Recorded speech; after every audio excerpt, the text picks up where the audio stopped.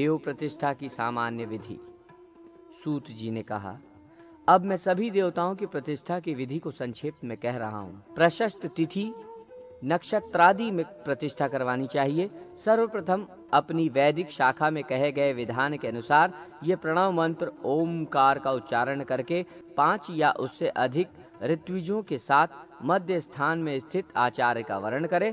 तदनंतर पाद्य, अर्घ्य और मुद्रिका, वस्त्र, गंध, माल्य एवं अनुलेपनीय द्रव्यों से उनका पूजन करें। गुरु को चाहिए कि वे मंत्रन्यास पूर्वक प्रतिष्ठा कर्म का समारंभ करें। प्रसाद के अग्रभाग में 10 अथवा 12 हाथ का एक वर्गाकार 16 खंभों वाला मंडप तैयार करके उसमें कुल 8 ध्वजों को प्रतिष्ठित करना चाहिए। तदनंतर मंडप के मध्य भाग के 4 हाथ परिणाम की एक वेदी का निर्माण कराएं। उस वेदी के ऊपरी भाग में नदियों के संगम स्थल के किनारे से लाई गई बालू का बिछाएं। प्रधान कुंड का निर्माण करवाकर उसकी पूर्व दिशा में वर्गाकार, दक्षिण में धनुषाकार, पश्चिम में वर्तुलाकार और उत्तर में पद्माकार, इस प्रकार 5 कुंडों का निर्माण करवाना चाहिए अथवा सभी कुंड चौकोर रखे जा सकते हैं। कुंड निर्माण के पश्चात समस्त कामनाओं की सिद्धि के लिए आचार्य शांति कर्म के लिए विहित विधि से हवन करें। कुछ लोग मंडप के ईशान कोण की भूमि को गाय के गोबर या स्वच्छ मिट्टी से लीप कर उसमें होम करते हैं। मंडप में लगे तोरणों के समीप ही पूर्वाधिक दिशाओं में 4 द्वारों का निर्माण करवाना चाहिए। मंडप के तोरण स्तंभ नयग्रोध, उदुम्बर, अश्वत्थ, बिल्ब, पलाश, खदीर, काष्ठ से निर्मित होने चाहिए। प्रत्येक तोरण स्तंभ का परिमाप 5 हाथ होना चाहिए और प्रत्येक स्तंभ को वस्त्र पुष्पादि से अलंकृत करना चाहिए तथा उसके निचले भाग को 1 हाथ नापकर पृथ्वी में गाड़ देना चाहिए। शेष 4 हाथ परिणाम का भाग ऊपर रखें। इसी प्रकार उन्हें मंडप के चारों ओर की दिशाओं में स्थापित करवाना चाहिए। मंडप के पूर्वी द्वार पर मृगेंद्र, दक्षिणी द्वार पर हैराज, पश्चिमी द्वार पर गोपति तथा उत्तरी द्वार पर देव शार्दूल का न्यास करें। पहले अग्नि मिले इस मंत्र से पूर्व द्वार की दिशा में मृगेंद्र का न्यास करें। तदनंतर इषेत्वेति च इस मंत्र से दक्षिण द्वार की दिशा में हैराज का, अग्न आयाहि इस मंत्र से पश्चिम द्वार की दिशा में गोपति का और शम नो देवी इस मंत्र से उत्तर द्वार की दिशा में देव शार्दूल का न्यास करना चाहिए। मंडप की पूर्व दिशा में मेघवर्ण के समान श्याम अग्नि कोण में धूम्रवर्ण, दक्षिण दिशा में कृष्णवर्ण, नैऋत्य कोण में धूरसवर्ण, पश्चिम दिशा में पांडुरवर्ण, वायु कोण में पित्तवर्ण, उत्तर दिशा में रक्तवर्ण, ईशान कोण में शुक्लवर्ण तथा मंडप के मध्य भाग में अनेक वर्ण वाली पताका को स्थापित करें। इंद्र विद्येधि इस मंत्र से पूर्व दिशा में इंद्र, संसुप्ति इस मंत्र से अग्निकोण में अग्नि, यमोनाग इस मंत्र से दक्षिण दिशा में यम, रक्षोहणावेति मंत्र से नैऋत्य में नैऋत्य, पश्चिम में वरुण तथा ओम वातेति मंत्र के वावव्य से वासुदेव का अभिषेक करके उत्तर में ओम आप्याय स्वेति मंत्र से कुबेर की पूजा करें। ओम तमीशान इस मंत्र से ईशान दिशा में ईशान और मंडप के मध्य भाग में ओम विष्णोलोकेर्ति मंत्र से विष्णु का पूजन करना चाहिए। प्रत्येक तोरण के समीप 2-2 कलश स्थापित करने के पश्चात वस्त्र तथा उपवस्त्र से आच्छादित चंदनादि सुगंधित पदार्थों से अलंकृत पुष्प, वितान एवं अनन्यान्य पूजा का उपचारों से सुशोभित दिक्पालों की पूजा करनी चाहिए। ओम त्रातारमिंद्र मंत्र से इंद्र, ओम अग्निमूर्धा मंत्र से अग्नि, ओम अस्मिन वृक्ष मंत्र से निऋत्ति, ओम किम चे दधातु मंत्र से वरुण, ओम आचत्वा मंत्र से कुबेर, ओम इमा रुद्रेति मंत्र से रुद्र आदि दिक्पालों की पूजा करके विद्वान आचार्य को चाहिए कि वो वावव्य कोण में होम द्रव्य एवं अन्य पूजा में प्रयुक्त वस्तुओं को स्थापित करे। तदनंतर वो गुरु वहां रखी गई श्वेत शंखादिक शास्त्र विहित समस्त वस्तुओं का एक बार दृष्टिपात कर ले। ऐसा करने से निश्चित द्रव्यों की शुद्धि हो जाती है। तत्पश्चात हृदयादि षडंगों का न्यास व्याहृति और प्रणव मंत्र से संयुक्त करके क्रमशः मंत्रों का उच्चारण करते हुए हृदय, सिर, शिखा, कवच, नेत्र, करतल और करपृष्ठ का स्पर्श करें। तदनंतर ओम अस्त्राय फट मंत्र से अस्त्र का न्यास भी करना चाहिए, क्योंकि ये न्यास कर्म समस्त इच्छाओं को पूर्ण करने वाला होता है। अस्त्र मंत्र के द्वारा अक्षत और विष्ठर को अभिमंत्रित करके उसी प्रकार विष्ठर के द्वारा यज्ञ मंडप में एकत्रित समस्त द्रव्यों का स्पर्श करें। तत्पश्चात अस्त्र मंत्र से पवित्र किए गए उन अक्षतों को अपने चारों ओर बिखेर दें। उसके बाद पूर्व दिशा से लेकर अग्नि कोण, दक्षिण, नैऋत्य कोण, पश्चिम, वायु कोण, उत्तर और ईशान कोण पर्यंत मंडप में अभिमंत्रित अक्षतों का निक्षेप करके संपूर्ण यज्ञ मंडल का लेपन करवाना चाहिए। तदनंतर याज्ञिक गुरु को चाहिए कि वो अर्धपात्र में गंधादि से युक्त जल को पूर्ण कर मंत्र समूहों से उसे अभिमंत्रित करे। उसी अभिमंत्रित जल से यज्ञ मंडप का प्रोक्षण करना चाहिए। उसके बाद जिस देव की प्रतिष्ठा करनी है उसी देव के नाम से मंडप के ईशान कोण में कलश स्थापित करके उससे दक्षिण भाग में अस्त्र मंत्र से अभिमंत्रित वर्धिनी की स्थापना करें। उसके बाद कलश, वर्धिनी, ग्रह और वास्तोस्पति देव की यथाविहित आसन पर प्रतिष्ठा के साथ पूजा करके आचार्य प्रणव मंत्र का जप करें। तदनंतर सूत्र से वेष्टित पंचरत्नों से युक्त 2 वस्त्रों से आच्छादित सब प्रकार की औषधियों तथा चंदनादि सुगंधित पदार्थों से अनुलिप्त उस कलश की पुनः पूजा करें। साथ ही उस कलश में प्रतिष्ठित देवता की भी पूजा करनी चाहिए। तदनंतर उत्तम वस्त्र से वर्धिनी को आच्छादित करके उसके साथ कलश को घुमाएं। वर्धिनी की जलधारा से उस कुंभ को सिज्जित करके उसके आगे की वर्धिनी को स्थापित करें। वर्धिनी के साथ उस कुंभ का पूजन करके स्थंडिल में मूल देवता की पूजा करें। उसके बाद वायव्य कोण में एक घट की स्थापना करनी चाहिए। उसमें गणपति का आवाहन कर ओम गणाना त्वेति मंत्र से उनकी पूजा करके ईशान कोण में दूसरा घट स्थापित करें। उसमें वास्तु दोष परिहार के लिए ओम वास्तुष्पते इस मंत्र से वास्तुदेव की पूजा करनी चाहिए। कुंभ के पूर्व भाग में भूत और गणदेव को बलि प्रदान कर वेदी का आलंबन करें। तदनंतर ओम योगे योगेति मंत्र से हरे कुशों का आस्तरण करें और ऋतुजों के साथ आचार्य और यज्ञ दीक्षित ये श्रेष्ठ यजमान स्नान पीठ पर उस देव मूर्ति को प्रतिष्ठित करें। उस समय विविध दैविक मंत्रोच्चार के साथ जय जयकार की मंगल ध्वनि करनी चाहिए। स्नान करवाने के लिए पीठ सहित उस देव मूर्ति को ब्रह्म रथ पर बिठाकर ईशान कोण में अवस्थित मंडप पीठ में स्थापित करें। तदनंतर ओम भद्र कर्णेति मंत्र से स्नान कराकर यज्ञीय सूत्र या वल्कल वस्त्र से पोंछकर मूर्ति को स्वच्छ करके तुर्यादिक वाद्य यंत्रों का वादन करते हुए लक्षणों द्वार करें। उसके बाद कांस्य या ताम्र पात्र में स्थित घृत और मधु से मिश्रित अंजन को सोने की शलाका से लेकर उस प्रतिमा की आंखों में अंजन करें। अंजन लगाने के लिए ओम अग्निज्योतिति मंत्र से देव के नेत्रों को उद्घाट करना चाहिए। अंजनादि से सुशोभित उस देव प्रतिमा का नामकरण स्थापना करने वाला व्यक्ति करे। तदनंतर ओम इम में गांगेति मंत्र से प्रतिमा के नेत्रों में शीतल क्रिया का संपादन कर ओम अग्नि मूर्तेन्ति मंत्र से बाम्बी अर्थात दीमकादि के द्वारा एकत्रित की गई मिट्टी उस देव मूर्ति को समर्पित करें और बिल्व, गूलर, पीपल, वट, पलाश द्वारा निर्मित पंचक्षाय को लेकर ओम यज्ञायज्ञेति मंत्र से प्रतिमा को स्नान कराएं।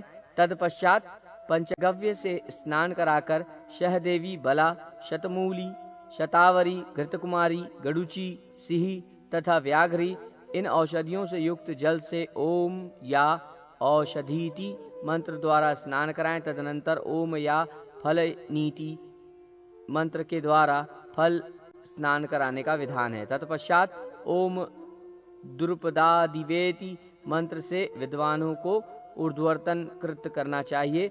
अनंतर उत्तर आदि दिशाओं में क्रमशः 4 कलशों की स्थापना करनी चाहिए और उन कलशों में विविध रत्न, सप्तधान्य और शतपुष्पिका नामक औषधि का निक्षेप करना चाहिए।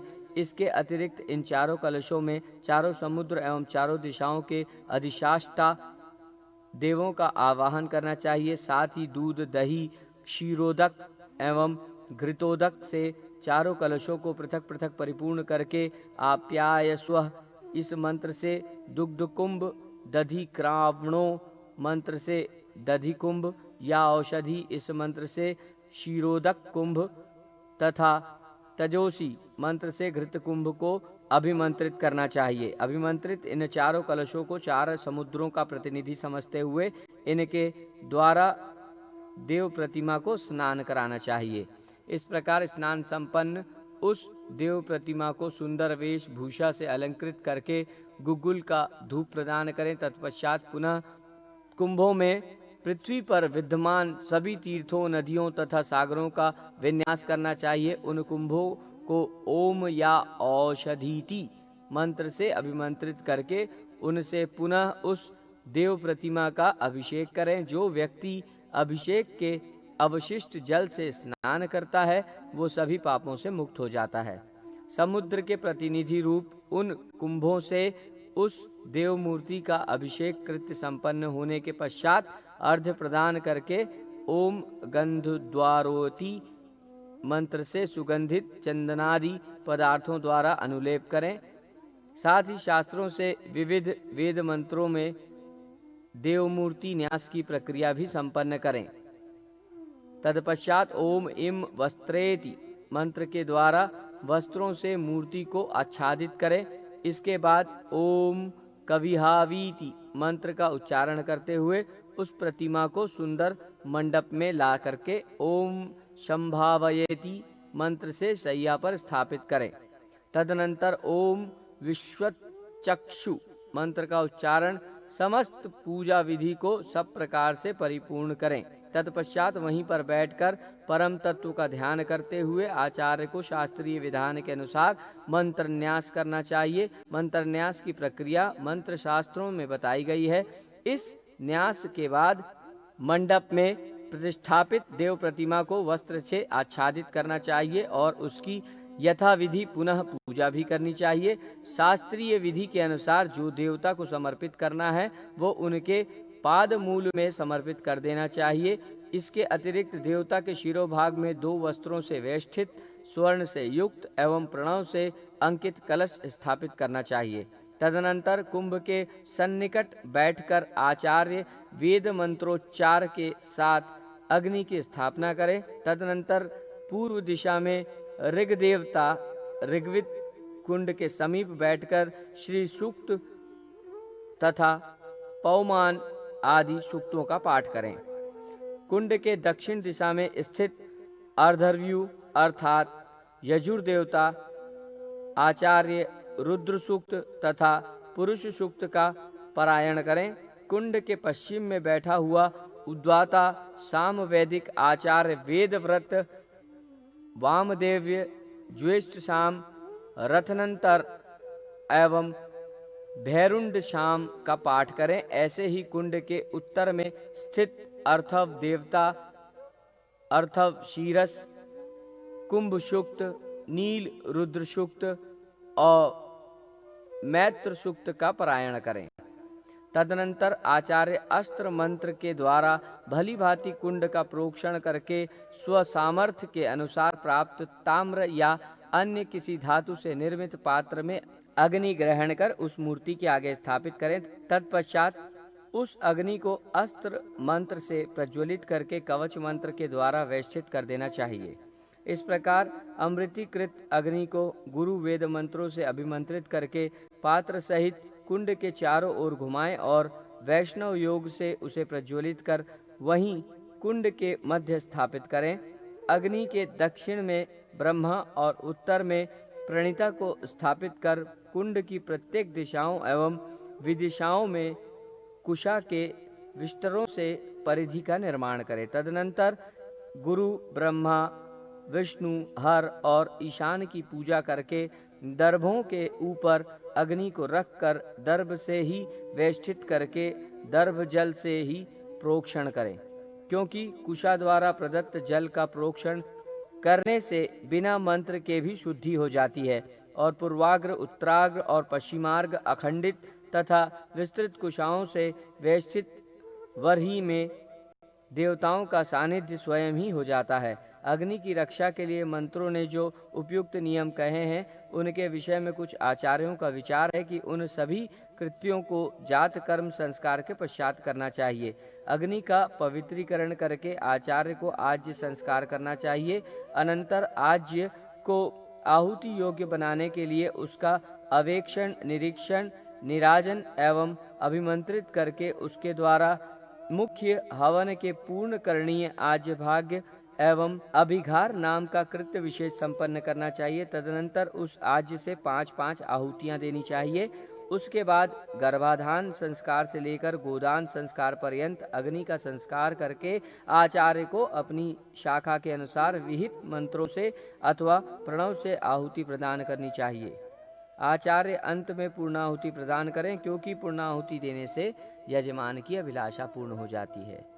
इन वेद विहित नियमों से उत्पन्न हुई अग्नि सभी कार्यों में सिद्धि प्रदान करने वाली होती है। अतएव उसकी पूजा करके अन्य सभी कुंडों में उसे प्रतिष्ठित करना चाहिए। वहाँ प्रत्येक आचार्य अपने शाखा मंत्रों से इंद्रादि सभी देवों को 100-100 आहुतियां प्रदान करें। 100 आहुतियों के पश्चात पूर्णाहुति स्थापित करके सभी देवों को एक एक आहुति पुनः प्रदान करनी चाहिए।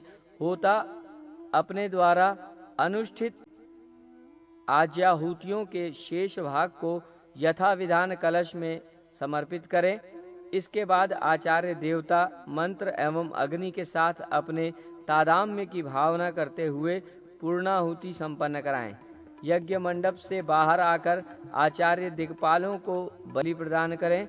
इस बलिकृत्य के साथ भूतों, देवताओं और नागों को बलि देनी चाहिए। तिल और समिधा यही 2 होम पदार्थ विहित हैं। आज्य तो उन दोनों का सहयोगी है, क्योंकि घृत के बिना हवनीय द्रव्य अक्षय परिपूर्ण नहीं होता। इस हवन कृत्य में पुरुष सूक्त, रुद्र सूक्त, ज्येष्ठ शाम तथा तन्नयामी इस मंत्र से युक्त भारुंड सूक्त महामंत्र के रूप में प्रसिद्ध नील रुद्र सूक्त एवं अथर्व के कुंभ सूक्त का पारायण यथाकर्म पूर्व, दक्षिण तथा पश्चिम आदि दिशाओं में आसीन ऋत्वजों से करवाना चाहिए। इस हवन कर्म में 1-1 सहस्त्र आहुति का विधान है और इन आहुतियों में वेद के आदि मंत्रों, देवताओं के नाम मंत्रों, अपनी शाखा के विहित मंत्रों, गायत्री मंत्र के साथ यथाविधान व्याहवती एवं प्रणव का प्रयोग करना चाहिए। साथ ही ये भावना करनी चाहिए कि हम इन आहुतियों को देवताओं के शिरोभाग, मध्य भाग तथा पाद भाग आदि में समर्पित कर रहे हैं और स्वयं को देवमय समझना चाहिए। इस प्रकार होम विधि को संपन्न करके दैशिक को चाहिए कि वो देव विग्रह में मंत्रों का न्यास करे। यथा ओम अग्नि मिले मंत्र का देव के दोनों चरणों में, ओम ईशेत्यवेति मंत्र का दोनों गुल्फों में, ओम अग्न आयाहि मंत्र से देव की दोनों जंघाओं में, ओम शम नो देवी मंत्र का दोनों जानुओं में, ओम बृहदरनंथर मंत्र का दोनों उरुओं में न्यास विहित है। देव के उदर भाग में भी इसी प्रकार न्यास करना चाहिए। तदनंतर ओम दीर्घायुष्ठाय मंत्र का देव के हृदय में, ओम श्रीष्यते मंत्र का गले में, ओम त्रातारमिंद्र मंत्र का वक्षस्थल में, ओम त्र्यंबक मंत्र का दोनों नेत्रों में तथा ओम मुद्राभव मंत्र का मस्तक में न्यास करके विहित लग्न मुहूर्त में हवन करें। इसके पश्चात ओम उत्तिष्ठ ब्रह्मांड स्पस्ते मंत्र से देव मूर्ति का उत्थापन करके मंत्र वेत्ता आचार्य देवस्य त्वा मंत्र से मूर्ति का स्पर्श करते हुए वेदोक्त पुण्याहवाचन के साथ देव प्रसाद की प्रदक्षिणा करें। उसके अनंतर विविध रत्न, विविध धातु, लोह द्रव्य एवं विधान के अनुसार अनेक प्रकार के सिद्ध बीजों के साथ दिक्पाल आदि देवताओं की प्रदक्षिणा विहित है। उनके अनंतर यथास्थान प्रधान देव प्रतिमा की प्रतिष्ठा होनी चाहिए।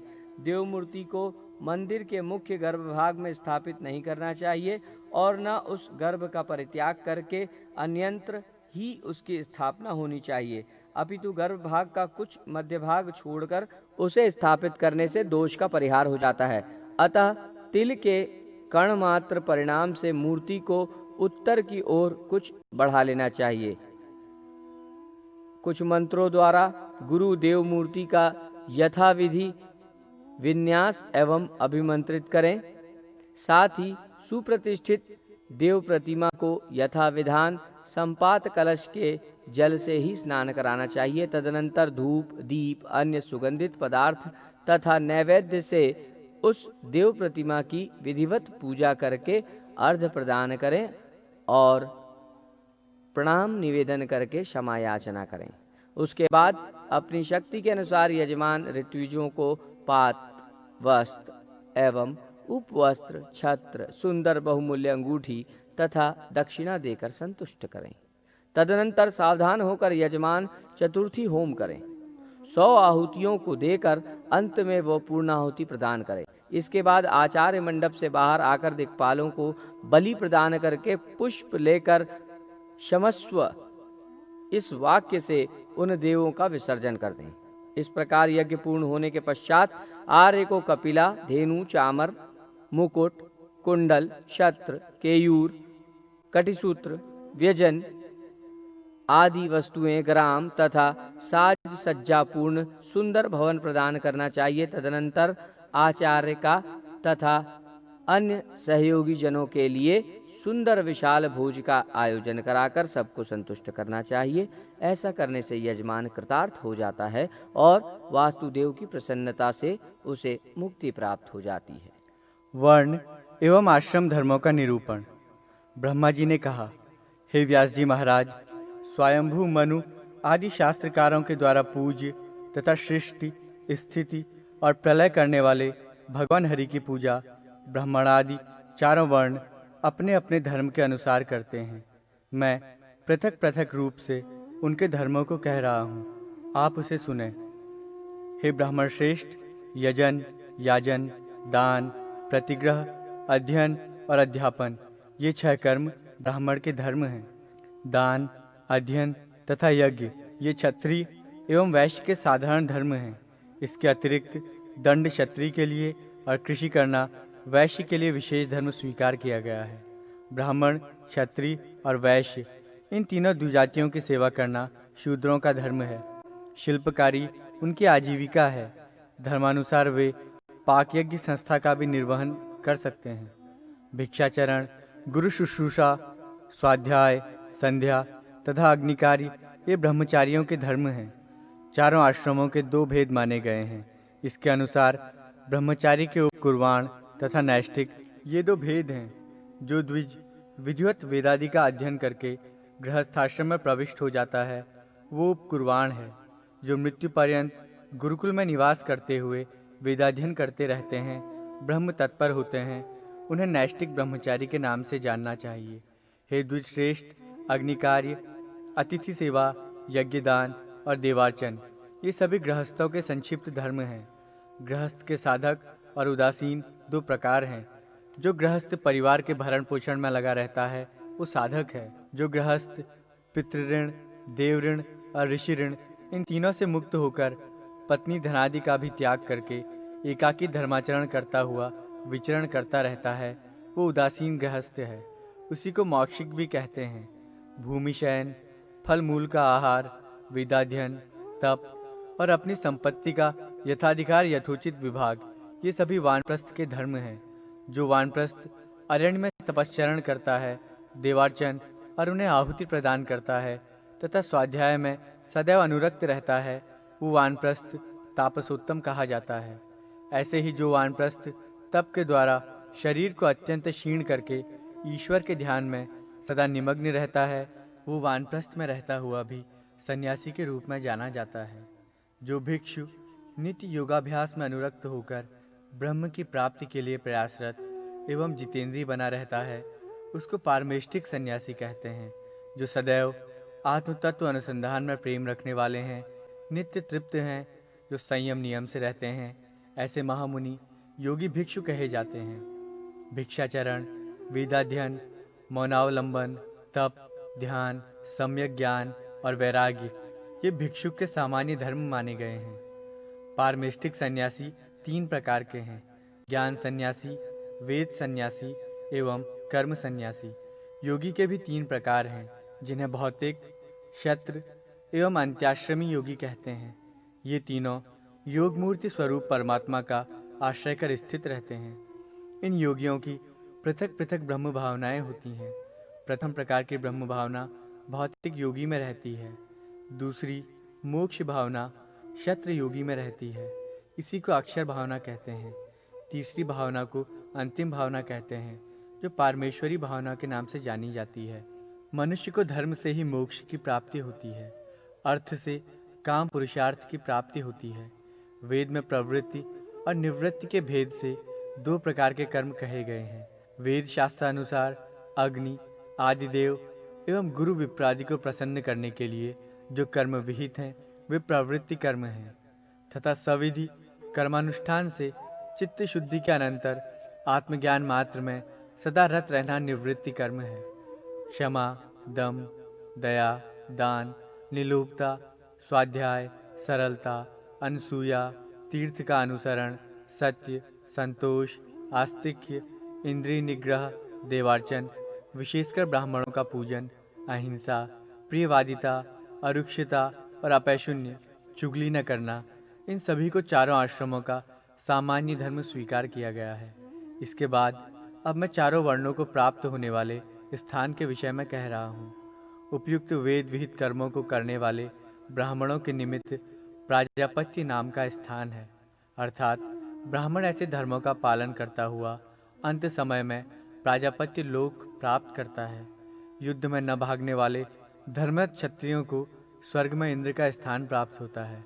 सदैव अपने धर्म में अनुरक्त रहने वाले वैश्य अंत में मरुदेव के स्थान को प्राप्त करते हैं। ब्राह्मण आदि द्विजों की सेवा में तत्पर रहने से शूद्रों को गंधर्व लोक प्राप्त होता है। ऊर्ध्वरेतस ब्रह्मनिष्ठ 88 सहस्र ऋषियों ने तपस्या के द्वारा जिस स्थान को प्राप्त किया था, वही स्थान गुरुकुल में निवास करने वाले ब्रह्मचारी को प्राप्त होता है। जो स्थान मरीचि, अत्रि आदि सप्तर्षियों को प्राप्त है, वो स्थान वानप्रस्थाश्रमी प्राप्त करते हैं।